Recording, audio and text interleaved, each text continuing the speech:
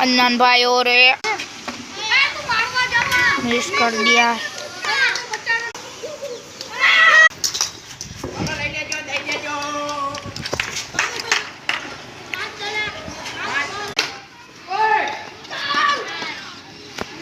चौका मार दिया है यान भाई ने और ओवर बदल चुकी। 8 रन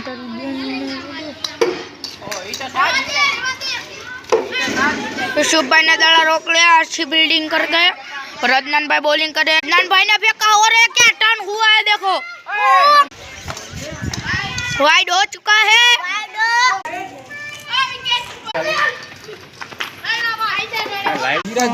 ई बात नहीं।